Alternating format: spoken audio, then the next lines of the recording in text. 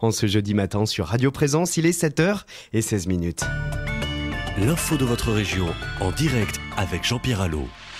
Nous parlons fréquemment dans Présence matin de ces sujets de société et vous savez peut-être que le salon de l'immobilier de Toulouse aura lieu du 21 au 23 mars prochain et on va y parler beaucoup de home staging. Alors qu'est-ce que ça veut dire? Kezako comme on dit en occitan. Eh bien nous avons en ligne un spécialiste, c'est Francky Boisseau à qui je dis bonjour. Oui, bonjour. Alors, le home staging, en clair, c'est quoi?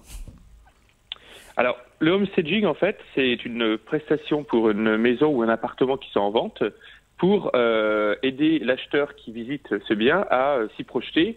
Et donc, ça permet à votre bien de se distinguer par rapport aux autres. Ça veut dire que, oui, ça veut dire en clair que quand on veut vendre son appartement ou sa maison, on la relook pour que le futur acquéreur y trouve quelques vertus, c'est ça? Alors, non, mais ce qu'il faut d'abord rappeler, je pense, c'est le contexte en fait dans lequel on est.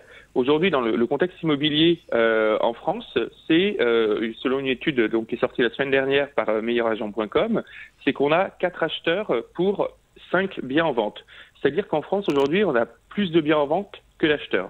Donc, pourquoi un acheteur irait acheter votre maison plutôt que celle du voisin? Eh bien, justement, il faut qu'on arrive à la distinguer et à montrer que c'est celle-ci qu'il veut et pas l'autre. Alors, ça veut dire quoi? Ça veut dire que c'est une personne qui est décoratrice d'intérieur, qui vient chez vous, qui vous dit il faut refaire les peintures, changer le lino ou la moquette?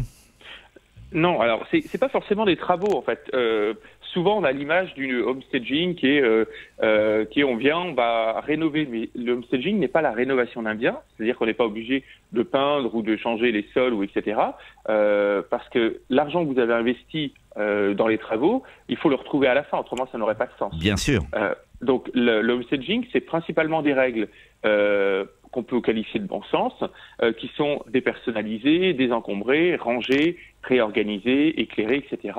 pour donner à voir ce que l'acheteur a envie de voir, c'est-à-dire le volume de la maison ou de l'appartement, montrer qu'il est lumineux et qu'on peut circuler facilement dans l'espace. Et c'est ça, finalement, les 3 critères que cherche un acquéreur, au-delà, évidemment, de l'emplacement et de la superficie qu'il a sélectionné en sélectionnant l'annonce sur Internet ou dans une agence immobilière. Alors, il y a eu plein d'émissions de télévision, à commencer par la chaîne qui montait, la M6, qui a fait du home staging avant l'heure avec Valérie Damido. Hein. Avec Stéphane Plaza, plutôt. Stéphane Plaza, voilà, d'accord, voilà. Et donc, est-ce que c'est un syndrome qui est en train de gagner des parts de marché? Enfin, ou alors, est-ce que c'est une évidence aujourd'hui qu'il faut mettre en pratique? Alors oui, effectivement, l'émission Maison à vendre de Stéphane Plaza est l'emblème médiatique finalement du home staging en France, qui a débarqué simplement il y a 4-5 ans en fait. Oui. Quand vous avez un marché où finalement tout se vend, où on a plus d'acquéreurs que de vendeurs, eh bien, j'allais dire, les vendeurs n'ont pas forcément besoin de mettre vraiment en avant leur bien, puisque finalement, ils savent très bien qu'il va se vendre au prix qu'ils le souhaitent, puisqu'il est rare. Aujourd'hui, c'est l'inverse, en fait. Donc, effectivement, maintenant, le home staging devient une pratique qui se démocratise.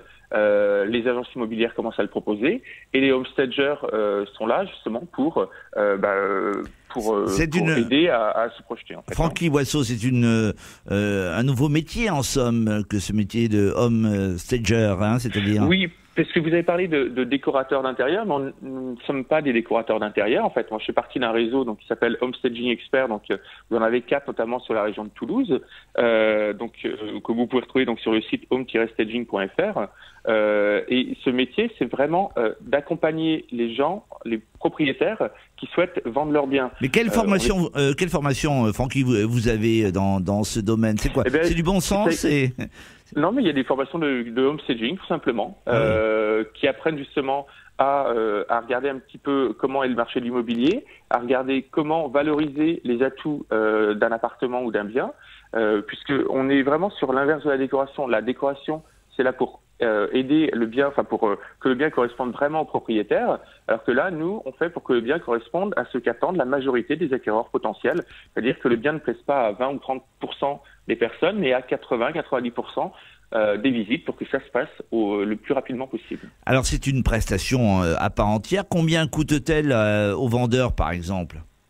Alors après, il y a différentes formules. Une prestation classique, pour nous, ça comprend le diagnostic du bien, la mise en œuvre donc des règles que je vous expliquais, désencombrer, ranger, nettoyer, harmoniser, etc. Prêter un certain nombre d'accessoires ou de mobilier nécessaires à une bonne harmonisation et à une bonne mise en ambiance. Faire venir un photographe professionnel, puisque une fois qu'on a des photos qualitatives, on a une belle annonce sur Internet, et donc ce qui permet d'attirer le maximum d'acquéreurs et donc de faire des visites qualitatives. Et ce pack-là peut coûter à peu près entre 1300, 1500, 1700 euros.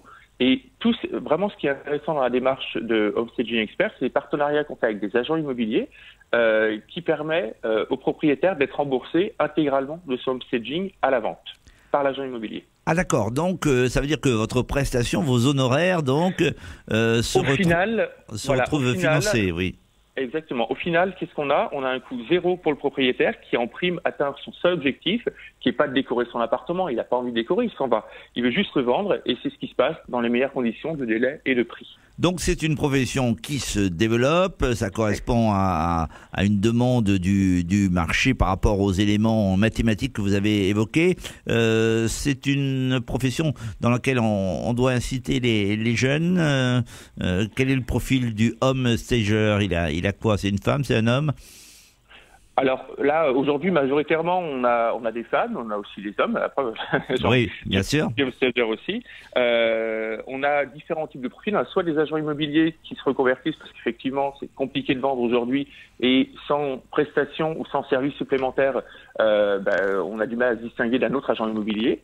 Donc il y a des agents immobiliers, il y a aussi des décorateurs qui sont bouchés un peu dans leur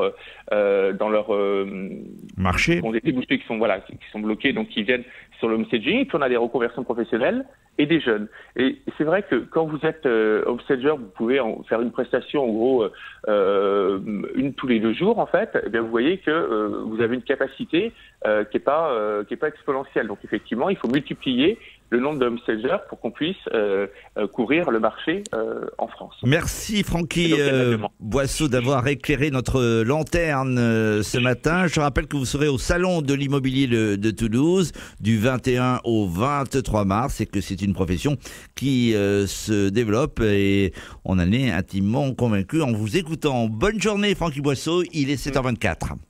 Toute l'info de votre région